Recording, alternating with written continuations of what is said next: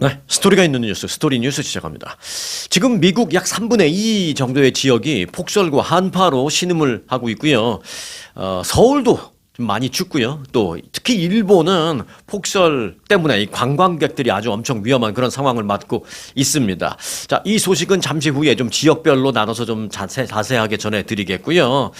먼저 간단하게 이 축구 티켓과 관련해서 좋은 기회가 있어서 하나 좀 짧게 여러분들에게 전해드릴까 합니다. 손흥민 다 좋아하시잖아요. 이제 손흥민 개막전이 얼마 안 남았거든요. 그 개막전 티켓과 관련된 내용 간단하게 좀 전해드리고 갈게요. 좋은 정보가 좀 되셨으면 좋겠는데, 미국 프로축구 MLS가 다음 달에 개막하는 가운데요, 이 LAFC의 손흥민 선수의 그 개막전에 대한 티켓 값이 지금 고공행진을 하고 있습니다. 계속 올라가고 있어요. 지난해 말에 티켓 판매가 처음 시작됐는데, 그때 시작됐을 당시에는 그 개막전 티켓 가격이 한 $300 정도 했던 것도 있었습니다. 물론 더 싼 거, 더 비싼 것도 있었지만 아주 관람하기 좋은 웬만한 자리에 이제 $300짜리 티켓이 있었는데, 그 티켓이 지금은 $720까지 호가하고 있습니다.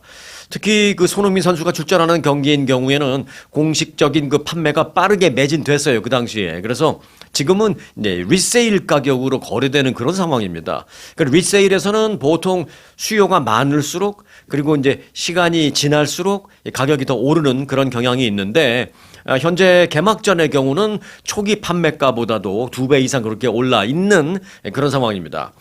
그런데 이 와중에 좀 싸게 구입할 수 있는, 그러니까 뭐 싸게가 아니고 초기 판매가 그 가격으로 구입할 수 있는 기회가 있어서 좀 간단하게 전해드리는 겁니다. LA의 그 아주 투어가요, 초기 판매 당시에 대량 구매를 했거든요. 그래서 손흥민 선수의 그 개막전 티켓을 많이 구매해 놨는데, 그 당시에 이제 뭐 몇백 장 이렇게 대량 구매를 했는데, 지금 연락을 해보니까 한 45장 정도 남았다라고 하시더라고요. 이제 요것도 이제 한 일주일이면 아마 다 나갈 것 같다라는 생각인데, 그 45장 정도 남았는데, 요거를 초기 판매 가격인 $300에 지금 판매를 하고 있다라는 정보를 드립니다.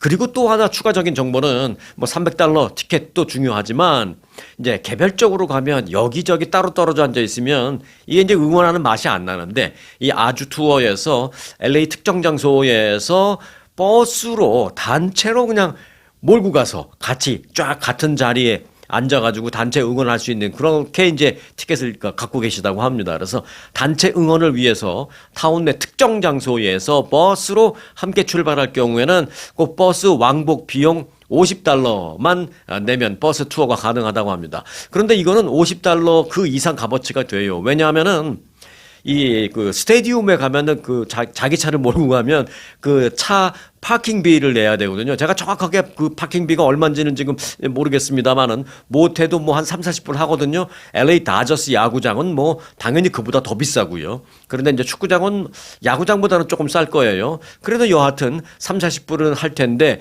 자기 차 가스비 들어, 운전해야 돼, 파킹해야 돼, 파킹비 한 40불 내야 돼.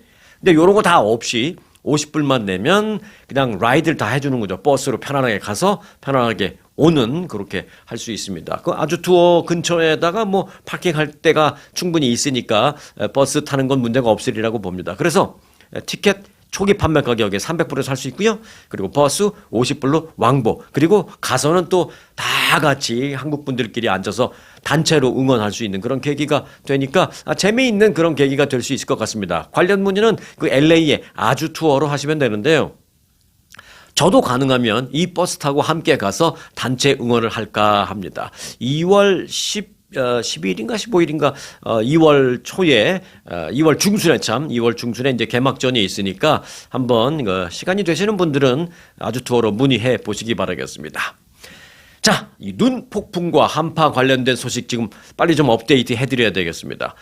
강력한 눈 폭풍이 미국에 상륙해서 폭설과 또 결빙에 따른 대규모 정전 사태와 항공편 결항 등등의 피해는 물론 지금 좀 심각한 게 인명 피해, 특히 이제 사망자가 자꾸 속출하고 있는 그런 상황입니다. 눈 폭풍은 남부를 거쳐서 중부와 동부, 그리고 동북부 쪽으로 약간씩 이동은 하고 있습니다만 지금 광범위하게 영향을 끼치고 있습니다. 제가 어제 그 일부 지역에는 얼음비도 내리고 있습니다. 하늘에서 우박하고는 종류가 좀 다른, 우박은 얼어서 내려오긴 합니다만 바닥에 딱 떨어지는 순간 바로 녹아요. 그냥 바로 물로 녹습니다. 그래서 이제 크게 위험하다라고 볼 수는 없는데 크기도 작고, 근데 얼음비는 크기도 더 크고 떨어지고 난 다음에 녹지도 않습니다. 이제 그런 점이 좀 차이가 있는데 그렇게 하늘에서 얼음비가 내리는 곳도 있습니다라고 어제 전해드렸는데, 실제로 텍사스 그 달라스 쪽에 계시는 한 구독자님께서 저는 여긴 달라스입니다라고 하면서 진짜 송 앵커 말대로 얼음비가 내렸습니다라고 댓글로 상황을 전해주신 분도 계셨습니다. 네. 그 지역은 밖에 나가는 자체가 좀 위험할 정도다라면서 당분간 그래서 실내에 머무는 사람들이 많이 있습니다라고까지 이제 댓글로 전해주셨습니다. 실제로 중부와 동북부 지역의 그 정부 당국자들이요, 최소한 오늘까지는 가능한 한 집 안에 머물라라고 당부하고 있습니다. 너무 추워서 그런 것도 있지만 이 얼음비가 내리고 또는 얼음비가 아니더라도 눈이 내렸는데 눈이 내린 다음에 그냥 곧바로 얼어버리니까 이 결빙 사태가 돼서 도로가 그냥 얼음이에요, 얼음판. 그래서 뭐 차 타고 다니기도 그렇고 걸어 다니기도 그렇고 이제 위험하니까 당분간 집에 있으라고 정부 당국자들이 그렇게 얘기하고 있습니다. 자, 눈과 진눈깨비 그리고 얼음비에 이 최악의 한파까지 겹치면서 그래서 이제 인명피해가 속출하고 있는 것입니다. 심지어 이렇게 추운데 막 정전까지 되니까 히터를 틀지 못하니까 그야말로 얼어서 돌아가시는 거죠. 자, 그런데 언론 보도마다 이 사망자 집계가 조금씩 다릅니다. 일부 언론은 18명으로 집계됐다 뭐 이렇게 보도하는 언론도 있고요. 또 일부는 28명, 또 어떤 언론은 최소한 30명의 사망자가 나왔다 이렇게 보도하고 있어요. 이렇게 다 집계가 다른 거는 저는 어느 정도 이해가 됩니다. 취재기자 생활을 오래 해본 경험에 비추어 봐서 저는 충분히 이해가 됩니다. 이렇게 숫자가 다 언론사마다 다른 것. 왜? 그만큼 현지 사정이 열악하기 때문에 취재 기자들도 정확한 집계를 내기가 어려울 것이다 라는 것으로 사료됩니다. 그리고 또 취재 기자들이 상황이 열악한 것도 열악한 것이지만 병원의 사정도 굉장히 지금 정신없고 혼란스러운 상황이거든요. 그래서 돌아가신 분들의 어떤 사망 원인을 집계하는데 정확하게 이분이 추위 때문에 돌아가셨다라고 집계하기도 좀 어려운, 병원은 병원대로의 어려움이 있습니다. 그래서 그런저런 현지의 열악한 상황 때문에 정확한 집계가 되지 못하고 있는 것입니다.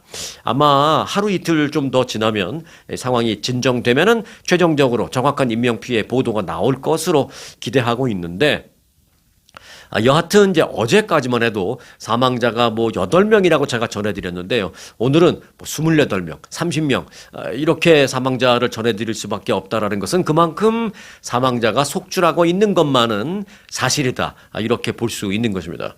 또 이렇게 피해 집계가 계속 또 변하는 이유는요, 이번 겨울 폭풍은 끝난 게 아니라 아직도 현재 진행형이기 때문에 더 그렇습니다. 그래서 최종 집계를 낼 수 없다는 면도 있고요. 또 이런 것도 있습니다. 어제까지는 부상자 명단에 있었는데 오늘은 이제 사망자 명단으로, 그러니까 돌아가시니까 사망자 명단으로 바뀌는 거죠. 그래서 사망자 숫자가 더 늘어나는 거죠. 이런 진행형이라는 문제도 있습니다. 자, 하지만 그러나 이제 공통적인 것은 사망 원인과 관련해서입니다. 사망자 대부분이 하이퍼더미아, 즉 저체온증, 쉽게 말해서 추위로 인해서 사망했다 라는 것입니다. 그 부분은 사망 원인과 관련해서는 다 이제 공통점이 지금 그렇습니다. 이번 그 미국의 겨울 폭풍은 제가 있는 이곳 캘리포니아 등 서부 지역의 일부 지역만 좀 빼고요. 다행히도 감사하게도 그 캘리포니아는 특히 이제 남가주 지역은 어제부터 아주 날씨가 좋아요. 그래서 가끔 이렇게 맑은 하늘을 쳐다보면서 좀 죄송스러운 생각 들 정도로 다른 지역은 지금 한파와 폭설이 좀 심합니다. 참 여하튼 감사한 마음으로 어제 오늘 이제 저희는 그래도 다행히 좋은 날씨를 갖고 있는데 이렇게 일부 지역만 빼고요. 아주 광범위하게 지금 영향을 미국 내에서 전국적으로 미치고 있습니다. 자, 그러면 오늘은 어떨지, 1월 27일 화요일 오늘은 어떨지를 조금 지역별로 좀 살펴보겠습니다. 자, 우선 중부와 북동부 지역을 보겠습니다. 오늘 중부 지역 오늘 역시 매우 추운 날씨, 그리고 한파 계속 이어집니다. 오늘 내일 이번 주까지는 계속될 전망인데 이미 내린 눈이 얼음이 돼서 도로가 위험한 상태가 오늘도 지속될 전망입니다. 중부 지역에 오늘 눈이 올 확률은 높지는 않고요. 만약에 온다면 약간의 진눈깨비 정도가 올 것이다라는 정도의 예보입니다. 그리고 이제 동부 지역 같은데 특히 동북부 이런 곳이 이제 위험한데 동부의 일부 지역에서는 오늘도 눈이 좀 더 내리거나 비슷한 기상 조건이 유지될 가능성이 크다라는 것입니다. 어제하고 비슷하다는 것이죠. 특히 이제 동쪽 그리고 이제 북쪽, 동북부 지역은 극심한 한파 경보가 지금 계속 유지되고 있습니다. 그래서 이 저체온증으로 인한 사망자가 속출할 위험이 오늘도 여전히 유효하다라고 정부 당국은 밝히고 있습니다. 자, 이어서 남부와 중동부 지역인데요. 이 지역 역시 눈과 얼음 그러니까 남부라고 하면 안 추울 것 같은데 꼭 그렇지도 않습니다. 그러니까 뭐 남부, 텍사스 같은 걸 뭐 남부로 보느냐 중부로 보느냐 조금 그럴 수 있습니다만은 텍사스가 안 춥고 오히려 더울 것 같은데 그렇지가 않습니다. 자, 남부 지역 역시 눈과 얼음 경보가 일부 지역은 여전히 유효하고요. 특히 이제 텍사스의 경우에는 오스틴이나 휴스턴은 좀 괜찮습니다. 나름대로 낮 기온이 그래도 뭐 32도, 36도 요 정도 되기 때문에 뭐 극심한 한파까지는 아니에요. 그런데 이제 좀 북쪽이어서 그런지 달라스 지역이 좀 심합니다. 그래서 달라스 지역의 경우에는 오늘도 눈이나 진눈깨비가 예상이 되면서 예년보다 추운 날씨가 오늘도 이어질 것이다라는 예보입니다. 또 이제 댓글 보내주시는 분 중에서 버지니아에서 보고 계시다라는 분도 계신데 버지니아는요 많이 추워요. 오늘 낮 기온이 26도 그리고 밤 기온은 화씨로 영하 7도 예상됩니다. 자, 화씨로 낮에 26도라면 섭씨로 본다면 영하 3도고요. 자, 밤에 화씨로 영하 7도라고 말씀드렸잖아요. 화씨로 영하 7도면 섭씨로 무려 영하 22도입니다. 22도. 제가 한국에서 이제 군대 생활했을 때 강원도 홍천에서 저는 군대 생활했는데 강원도 홍천에서 밤에 이제 보초 쓰려고 나왔다가 너무 추워서 이 온도계를 보니까 영하 24도라는 것을 봤던 기억이 있는데 저는 그 기억이 잊혀지지가 않습니다. 와, 영하 24도. 그런데 버지니아주에는 밤에 진짜 영하 22도, 섭씨 영하 22도까지 오늘 내려간다라는 것입니다. 뭐 어제 오늘 얘기는 아니고 이제 며칠 동안 계속 그러는데 당분간 이렇게 한파가 계속되니까 주의하셔야 한다라는 얘기입니다. 정말 추위 잘 좀 견뎌주시기 바라겠습니다. 자, 그리고 한국에서 보시는 분들도 계신데요. 서울의 경우에는 낮에는 서울은 다른 뭐 부산이나 이런 데보다 좀 더 춥잖아요. 그리고 낮에는 영상 2도로 뭐 조금 그런 대로 괜찮겠습니다만은 밤에는 영하 7도로 역시 매우 추운 날씨가 이어지겠습니다. 자, 모두들 잘 좀 견뎌주시기 바라겠습니다. 자, 그런데요. 지금 걱정되는 게 또 있습니다. 어디냐? 바로 일본입니다. 일본은 한파 플러스 폭설 때문에 지금 난립니다. 특히 폭설로 완전 마비가 돼서 거기서 사시는 주민들도 그렇습니다만은 일본으로 여행을 간 관광객들, 한국인을 포함한 이 관광객들이 지금 아주 고생하고 있습니다. 자, 일본 잠깐만 보겠습니다. 일본의 북부 홋카이도를 비롯해서 아오모리현 그리고 니카타현 등지에서 지난 25일부터 기록적인 폭설이 계속 내리면서 철도, 도로가 완전히 마비가 됐습니다. 폭설로 인해서 신치토세 공항과 이 삿포로를 잇는 그 열차 운행이 잇따라 중단이 되면서 어제까지 공항 이용객 약 7천 명이 발이 묶였습니다. 그래서 이 중에서 일부는 뭐 어디 호텔 가서 주무신 분도 계시지만 이들의 대부분이 공항에서 주무셨어요. 예. 이들 공항에서 밤을 지샜는데 그러니까 이제 여행이 아니라 사실상 공항 내에서 노숙을 한 셈이 된 겁니다. 길거리 노숙은 아니지만 공항에서 노숙을 한 셈이 된 겁니다. 그런데 더 심각한 건 열차입니다. 일부 열차는 어제 오후 들어서 제한적으로 재개됐습니다만은 공항과 삿포로역 일대의 혼잡은 오늘까지도 계속되고 있습니다. 일본 기상청에 따르면 어제까지 삿포로에 내린 눈은 거의 1m에 달하고 있다고 합니다. 1m, 그러니까 어린아이 키 이상 눈이 온 거죠. 1m 정도 되면 이게 아침에 일어나서 문을 열라 그러면 문이 안 열립니다. 1m 정도 눈이 쌓이면 문이 안 열립니다. 자, 그리고 일부 지역의 적설량은 무려 1m 8cm까지도 됐다라는 것입니다. 1m를 넘어섰다는 것이죠.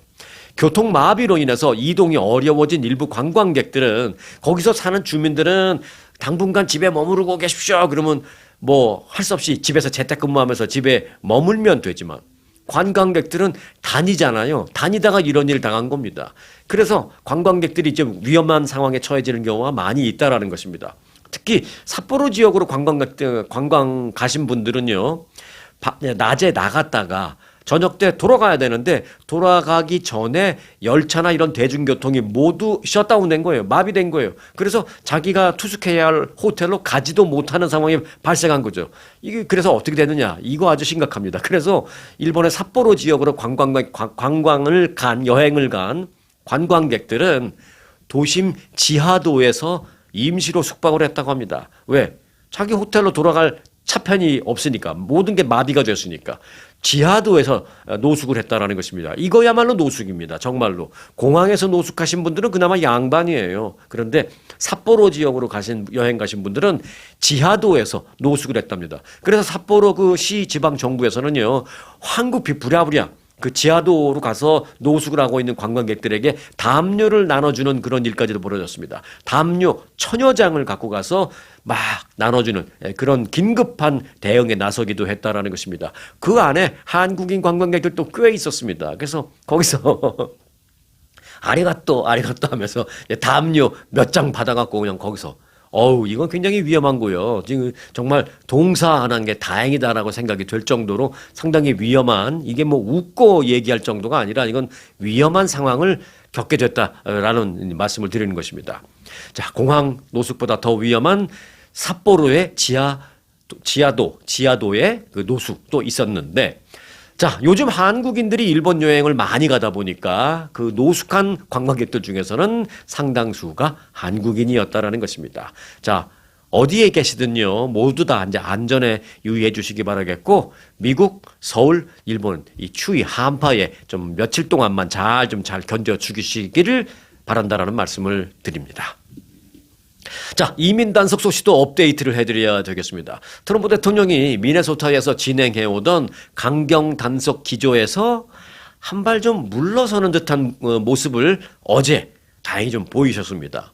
지난 24일 연방요원의 그 총격으로 인해서 시민권자가 또 숨진 그 사건 이후에 반정부 시위가 전국적으로 확산될 조짐을 보이자 좀 수습을 시도하는 그런 것으로 풀이되고 있습니다.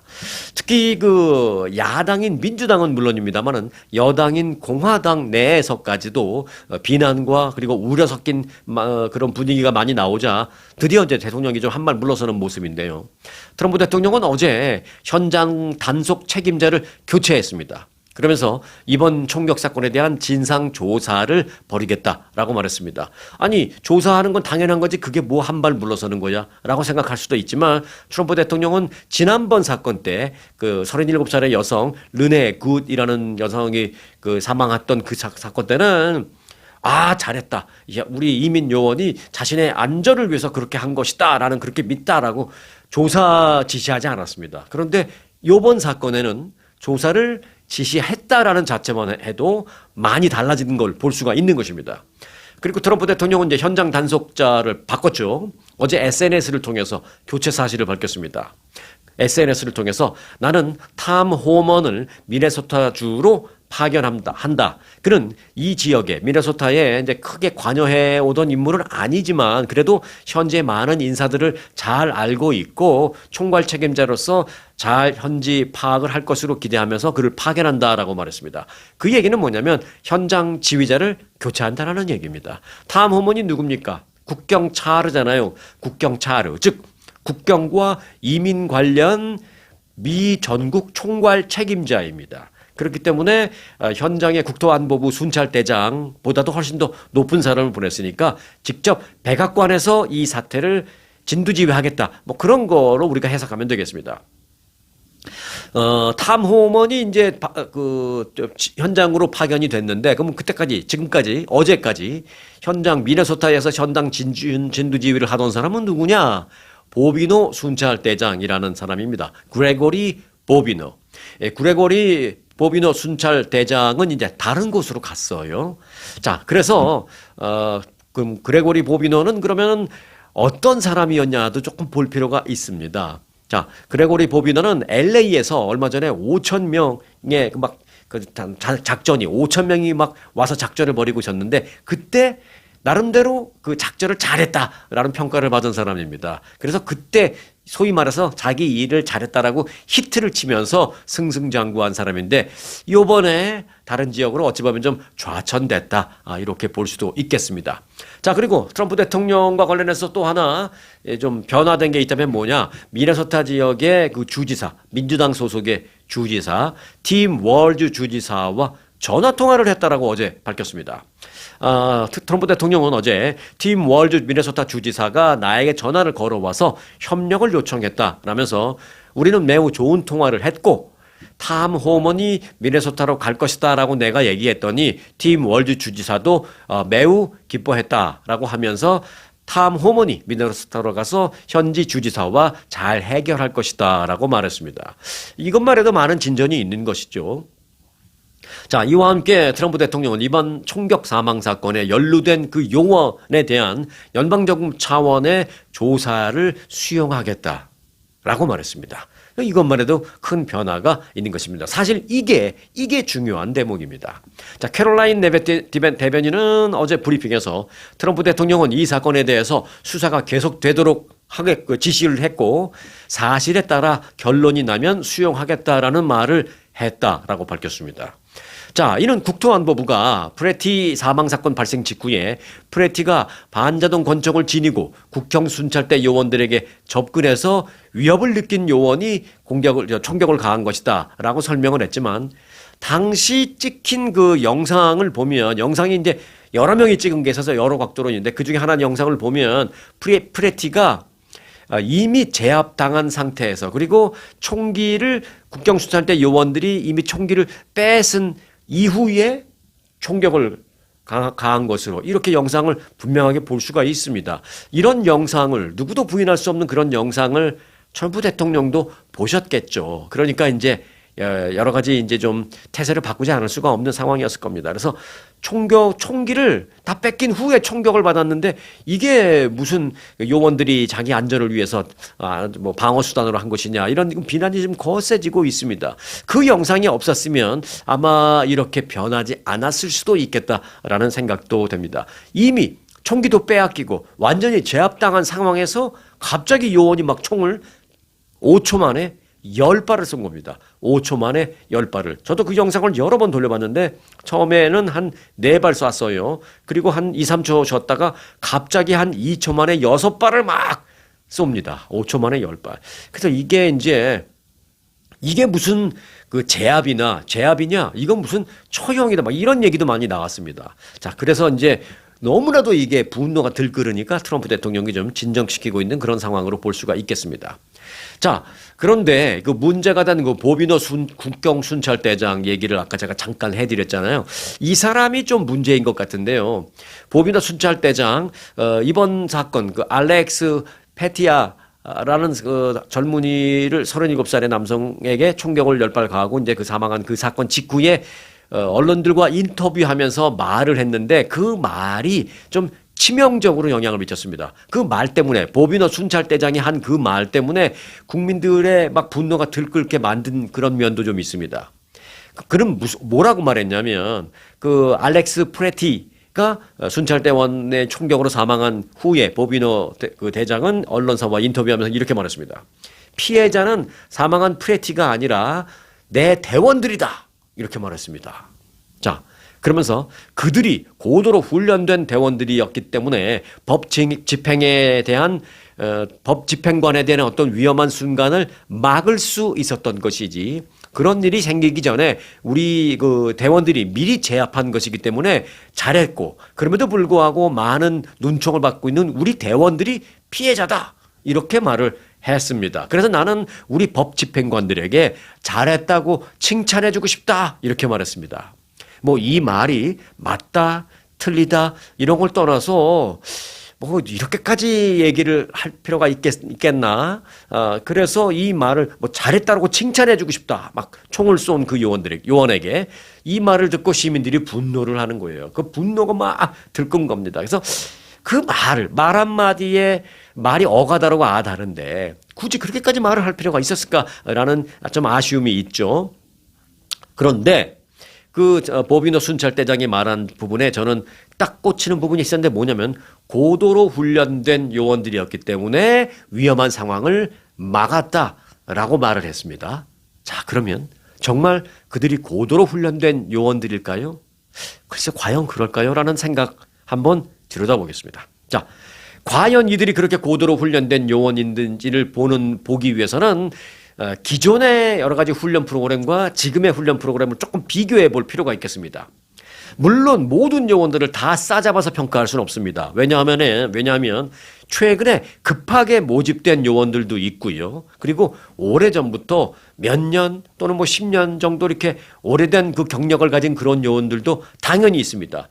그 총을 쏜 그 요원이 누군지 알 수 없기 때문에 그 요원이 배치받은 지 한 달 된 요원, 신참 요원인지 아니면 정말 몇 년 된 경력을 가진 요원인지 우리는 지금은 알 수 없습니다. 왜? 정부가 이 사람이 누구라고 신원을 밝히지 않았기 때문에 우리는 알 수가 없습니다. 그렇기 때문에 케이스 바이 케이스 틀리고 요원에 따라서 틀리고 하니까 개인적인 차이는 있을 거라고 전제하에 드리는 말씀입니다. 자, 국토안보부 요원들도 조금 다르고 이제 아이스 요원들도 좀 다른데 특히 이게 아이스 요원들의 경우에는 최근 집중 단속을 위해서 급히 모집돼서 투입되는 그런 요원들이 굉장히 많습니다.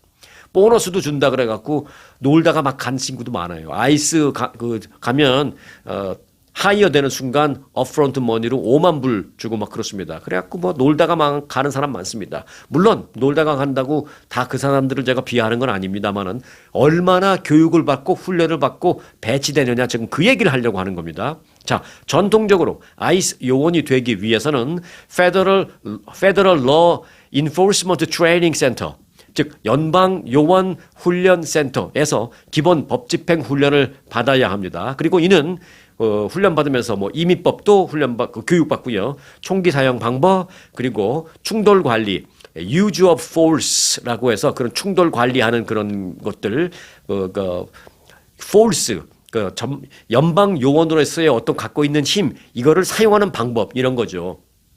그런 것도 훈련받고요. 운전도 훈련받습니다. 그리고 현장 시나리오 등등등 법 집행 전반을 포함해서 고도의 훈련을 받는 건 맞습니다. 하지만 이게 최근에 단축된 훈련 시스템으로 바뀌었습니다. 이게 문제입니다.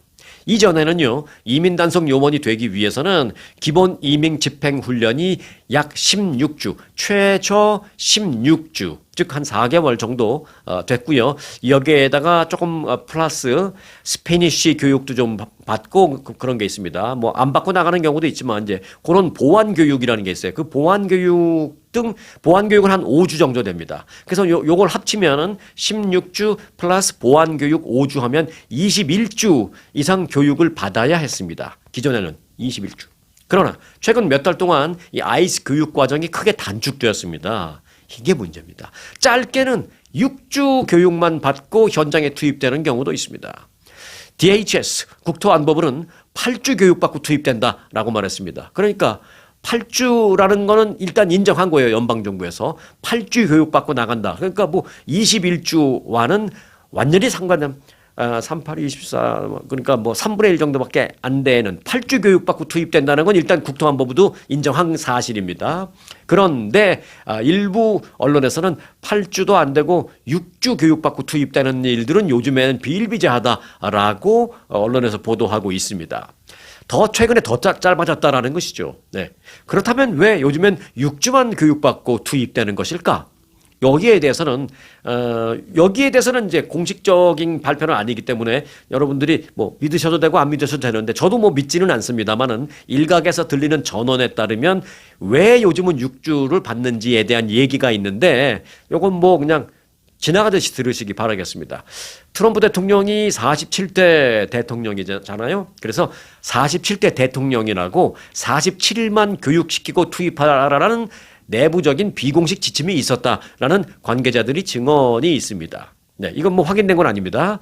그래서 47일, 네, 47일이 딱 6주입니다. 그래서 6주 교육받고 투입된다라고 하는데 아니 100번 양보해서 6주가 아니라 국토안보부가 인정한 시인한 8주 교육만 받는다 하더라도 기존에 받는 21주 교육과는 천차만별 벌써 엄청나게 차이가 나는 그런 급히 교육받고 투입된다라는 것은 사실 정부도 인정한 사실입니다. 8주라는 것도 사실은 인정한 것이니까. 그렇기 때문에 고도로 훈련된 요원들이 뭐 어쩌고 하는 것은 뭐 일부 요원들에게는 맞는 얘기들이 있겠습니다만은 지금 막 현장에 투입된 그들에게는 절대 해당되는 말이 아니다라는 것입니다. 자, 그래서 요즘 여러 가지 문제가 있는데 그래도 한 가지 다행인 건 트럼프 대통령이 이제 어쩌면 미네소타에 투입된 요원들의 상당 부분을 철수할 수도 있다. 이런 얘기도 지금 나오고 있습니다. 그러면 좀 사태가 진정되지 않을까 이렇게 생각됩니다. 물론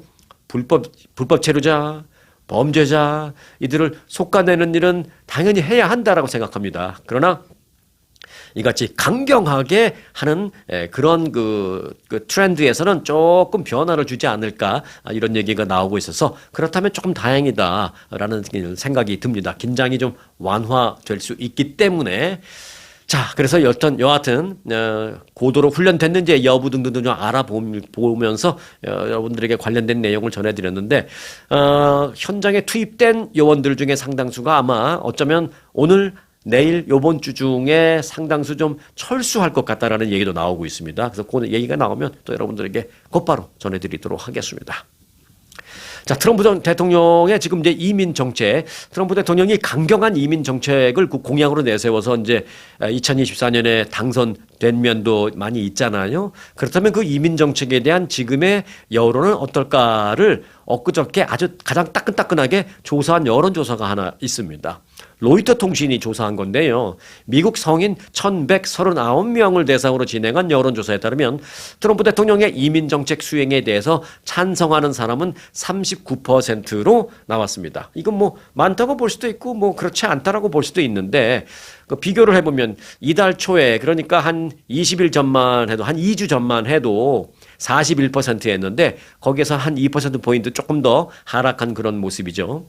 그러니까 이민 정책은 트럼프 대통령이 지난해 1월 취임한 직후 몇 주 동안 상대적으로 지지도가 굉장히 높은 다른 거에 비해서 다른 정책에 비해서 이민 정책에 대한 지지도는 굉장히 높았었습니다. 한때는 50%가 넘었었어요. 그런데 조금씩 내려오다가 지금은 39%로 떨어졌다. 뭐 이렇게 볼 수가 있다라는 것이죠.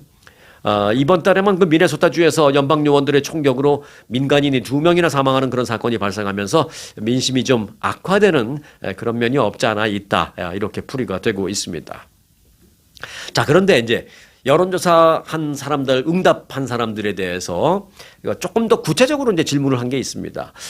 아이스 요원들의 단속이 지나치다고 생각하십니까? 아니라고 생각하십니까? 뭐 이런 조사도 있는데 58%가 지나치다라고 답변을 했습니다. 반면에 지나치지 않다라고 답변한 사람은 12%였습니다.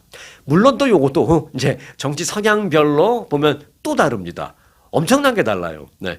민주당 지지한다라고 밝힌 사람들 중에서는 90%가 단속이 지나치다라고 답한 반면에 공화당 지지자다라고 밝힌 사람 중에서는 20%만이 지나치다라고 답변을 했습니다. 자, 그러면 중도 또는 뭐 무당층은 어떨까요? 무당층이다라고 밝힌 사람들 중에서는 60%가 단속이 과도하다, 지나치다 이렇게 평가를 했습니다. 그런데 이제 뉴스를 보실 때 무당층이라고 밝힌 사람들은 이래요 뭐 이런 게 나올 때 그 무당층이라는 사람을 진정한 100% 퓨어 무당층이라고 보시면 안 됩니다. 이 무당층이라고 밝힌 사람들 중에서는 또 살짝 진보 성향의 사람들이 있어요. 그러니까 무당층인 사람들을 대상으로 그래요? 당신은 무당층이에요? 저 어디도 가입하지 않았죠? 네. 그렇다면 어느 정당에도 가입하지 않고 무당층이라고 생각하지만 그러면은 굳이 나를 진보냐 보수냐로 따진다면 어느 쪽에 조금 더 가깝습니까? 뭐 요렇게 조사한 것도 있어요. 그러면 진보 쪽에 조금 더 가깝습니다라는 사람들이 좀 더 많더라고요. 네, 그러니까 이제 무당층이라고 밝힌 사람들 중에서는 진보 성향이 좀 더 많으니까 늘 보면 진보 성향 쪽의 답변이 좀 더 높다. 무당층에서는 그렇게 보시면 되겠습니다. 자, 한편 충돌 장면이 담긴 그 영상이 지금 확산되고 있잖아요. 그러면서 공화당 의원들 역시 이를 정치적인 부담으로 좀 많이 받아들이고 있는 그런 상황입니다. 오는 11월 중간선거를 앞둔 상황에서 이들 중에 다수는 그 정치인들, 출마해야 될 사람들, 그들 중에 다수는 물가 상승에 대한 유권자들의 지금 분노가 많아서 아이고 어떡하지 나 출마해야 되는데 이런 걱정하는 사람이 많다라는 것입니다. 그래서 이번 그 중간선거 때 이제 주지사 나갈 사람들 뭐 이런 사람들이 많이 있는데 특히 이제 미네소타 주에서도 주지사 선거 11월에 있거든요. 그래서 실제로 미네소타 주지사 그 공화 당내 경선에 나가려고 했던 유력 후보 크리스 마델이라는 이제 변호사 예비 후보가 있었는데 크리스 마델 변호사는 오는 11월 공화 당내 경선 후보로 내가 나가려고 했지만 이번 지나친 이민 단속으로 인해서 공화당이 어차피 미네소타주에서 승리하긴 어렵다라고 생각해서 나는 당내 경선 안 나가기로 했습니다라고 출마 철회를 어제 밝힌 그런 사람도 있습니다. 네, 트럼프 행정부가 요건 뭐 짧은 내용 하나 전해드릴게요. 해외 송금하는 것에 대해서 올해부터 1% 세금을 부과하기로 한 것이 이미 시행이 되고 있습니다. 이민자가 고국으로 보낸 돈에 크게 의존하는 여러 국가들 뭐 그런 국가들에게는 뭐 송금 경제가 좀 흔들릴 수도 있다라는 그런 우려가 제기되고 있습니다. 뭐 대한민국은 뭐 개인적으로 본다면 송금 받는 거에 의존하는 사람들이 뭐 있겠습니다만은 나라로 본다면 뭐 미국에서 오는 돈을 거기에 의존하는 나라는 이미 한국은 아니죠. 자, 트럼프 행정부의 핵심 법안인 하나의 크고 아름다운 법안 One Big Beautiful Bill 이 법안에 따라서 올 1월부터 이제 미국에서 외국으로 현금으로 보내든 자기압 수표로 보내든 이 소위 말하는 현금성 송금을 할 때 1% 세금이 붙습니다. 자, 이에 대해서 전문가들은 미국인들도 예외는 아니겠지만 즉 미국인들도 1% 세금을 내야 되니까 뭐 타격을 받겠지만 보내는 사람 입장에서도 또 본국에서 이거 송금을 기다리는 사람에게도 이제 왜냐면 옛날만큼 돈이 못 올 가능성을 우려하는 거죠. 돈 보내는 사람이 부담이 되니까 옛날만큼 보내지를 못하는 거죠. 그래서 이제 돈을 받는 사람 입장에서도 굉장히 타격을 받을 것이다. 특히 미국으로 이민을 간 친인척으로부터 돈을 송금 받아서 생활을 하는 그 제3국 같은 경우에는 그 송금액이 나라 경제 전체의 막 10% 이상 되는 그런 나라들도 있거든요. 뭐 제3국이라고 하는 소위 뭐 그런 나라들에서는 뭐 치명적인 타격을 받을 수도 있다.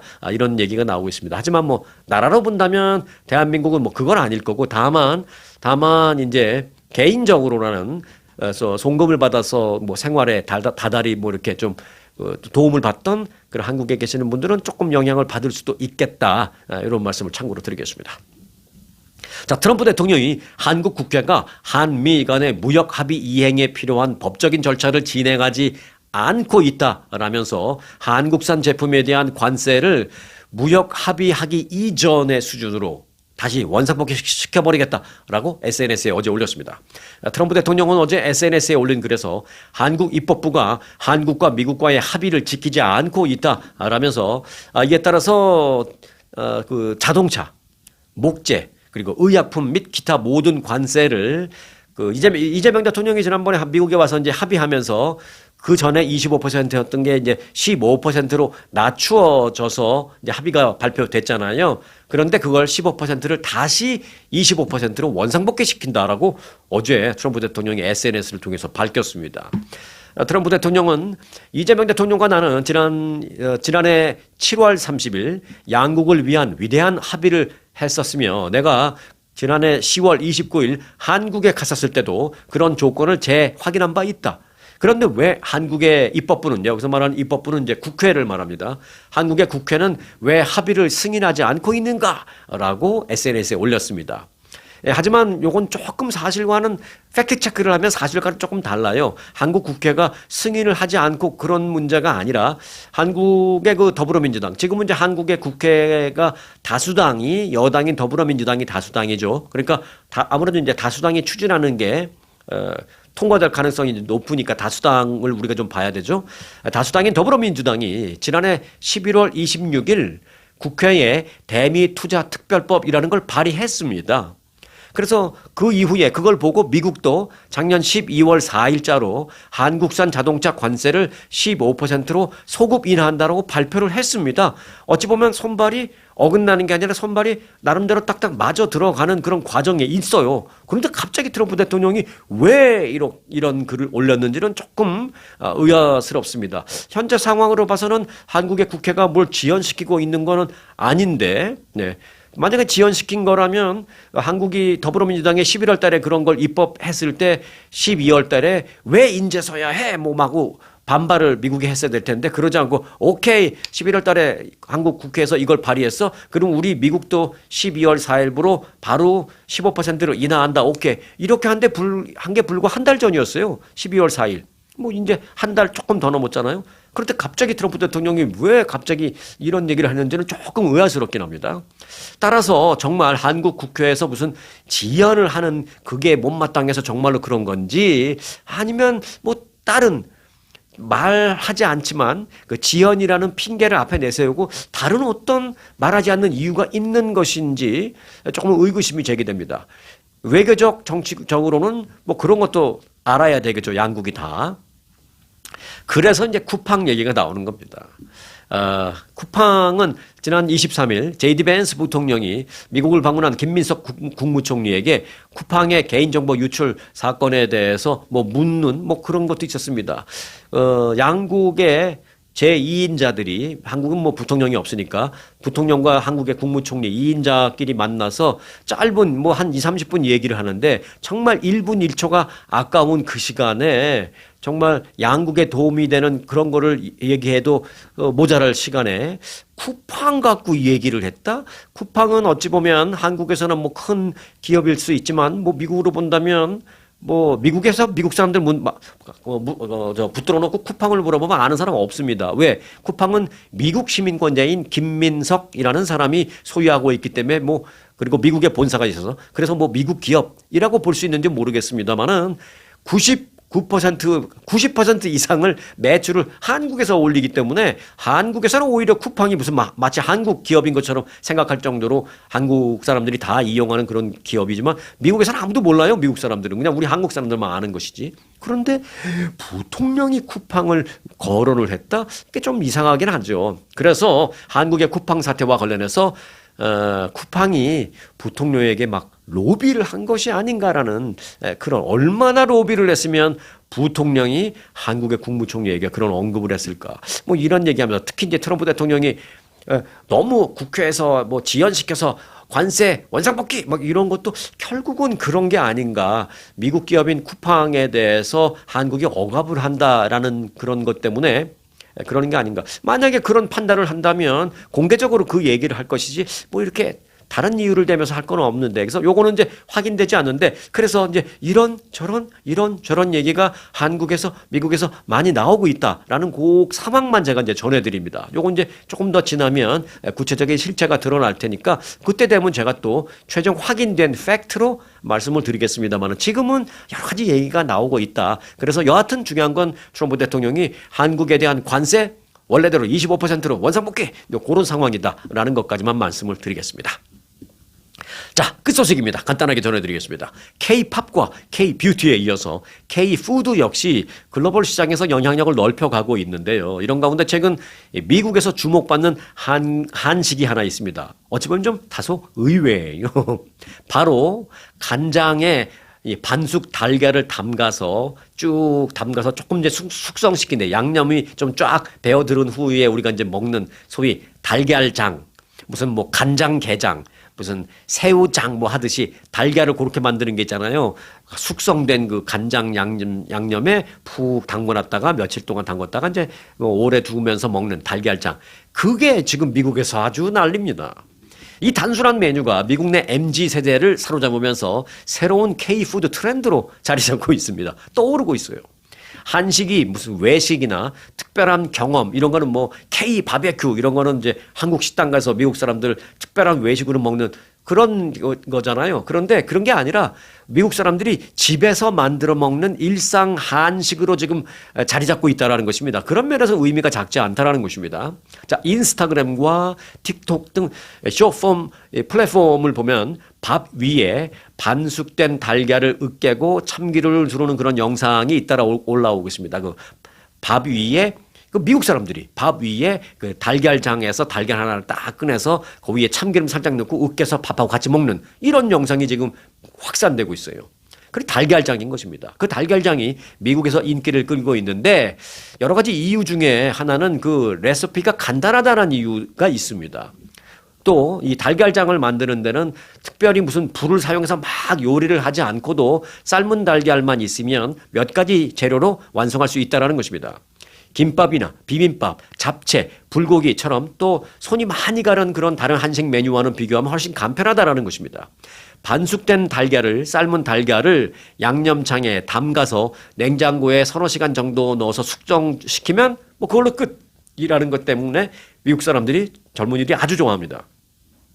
또 미국식으로 미국 사람들이 자기들끼리 변형시켜서 먹는 새로운 방식도 막 틱톡에 올라오고 있어요. 미국인들은 그 달걀장 위에 이 마요네즈, 한국식으로 하면 마요네즈, 네, 미국식 영어로 하면 메이오, 요걸 뿌려서 곁들이는 경우가 많이 있습니다. 간장의 짠맛을 좀 마요네즈가 중화시키면서 이 고소한 품이, 마요네즈가 좀 고소한 맛이 있잖아요. 이제 뭐 나이 드신 분들은 이제 거기 이제 지방 같은 게 많을 것 같아서 칼로리가 높아서 이제 안 드시는 분들도 많습니다만은 맛은 고소한 건 맞죠. 그래서 살짝 짠맛에 고소한 맛을 더해주니까 아주 맛있다라고 합니다. 저도 그래서 오늘 내일 한번 만들어 먹어보려고 해요. 그래서 미국인 입맛에 현지화된 대표적인 사례입니다. 또 한국인들은 대부분 이 달걀장을 반찬으로 이제 먹잖아요, 우리는. 그런데 미국인들은 반찬이 아니라 아예 한 그릇 요리로, 한 끼 요리로 먹습니다. 밥 위에 그걸 딱 올려서 메이어 뿌려서 이렇게. 그릇에 밥을 담고 달걀장만 올리고, 그리고 뭐 본인의 입맛에 따라서 뭐 메이어를 뿌릴 수도 있고 아니면 뭐 참기름을 더 뿌릴 수도 있고, 이런 식으로 본인이 원하는 대로 살짝 조금만 변형해서 그저 그게 한 끼라는 것입니다. 우리는 그거 외에 다른 반찬하고 같이 이렇게 먹는데 반찬이 아니라 한 끼. 밥 대신 또 어떤 그 미국 사람들은요, 밥 대신 통곡물 같은 거랑 같이 먹기도 하고, 어떤 사람들은 당근 샐러드나 이 믹스드 샐러드 위에 달걀장 그거 하나 넣어서 이렇게 굿아이디어라고 생각합니다. 저는 그래서 샐러드하고도 잘 어울릴 것 같다라는 그런 생각을 하기도 합니다. 그런데 샐러드에 그저 삶은 달걀이 아니라 달걀장에 들어있는 그 계란을 꺼내면 짭조름하잖아요. 이 나름 굉장히 좋은 아이디어라고 생각합니다. 그래서 지금 이 틱톡 영상이 지금 퍼지고 있습니다. 자, 달걀. 다시 한번 인식해보지 않을 수가 없죠. 달걀은 단백질의 그 좋은 공급원이죠. 영양가가 높은 대표적인 식품입니다. 달걀 그 한 개에는요, 약 7g의 단백질이 함유되어서 단백질 보충에 이만한 게 없습니다. 미주리주 세인트루이스 연구팀에 따르면 아침 식사로 달걀을 먹으면 같은 양의 베이글을 먹는 것보다도 훨씬 더 포만감도 느낄 수 있고 건강에도 훨씬 더 좋다라고 말하고 있습니다. 아침에 베이글 먹는 거 미국 사람들 대표적이잖아요. 그걸 달걀이 깬 거예요. 달걀장이. 또 달걀은 단백질은 풍부하지만 또 지방은 거의 없어서 근육에도 좋습니다. 자, 성인 여성의 경우에는 달걀 2개만 먹어도 하루 일 권장량, 단백질 권장량의 20%를 채우게 됩니다. 자, 간장에 푹 담가서 몇 시간 또는 뭐 며칠 숙성된 그 소스에 담겨져 있던 달걀을 탁 꺼내는 그 좀 짭조름한 달걀장. 네. 이제는 미국인들도 우리를 따라서 먹는 그런 유명 음식이 됐다라는 달걀장 소식까지 알려드립니다. 맛있게 해서 즐겁게 드시기 바라겠습니다. 자, 오늘도 건강한 하루 되시기 바라겠습니다. 오늘 영상 마칩니다. 아주 특별한, 아주 즐거운, 아주 기분이 좋은, 아주 편안한, 아주 행복한, 아주 추억의 남을. 같은 코스 같은 일정이라도 추억은 차이가 납니다. 고객 만족도 1등 아주 투어. 내 인생 최고의 순간 1등 여행 아주 좋은 아주 투어. 아주 좋은 213-388-4000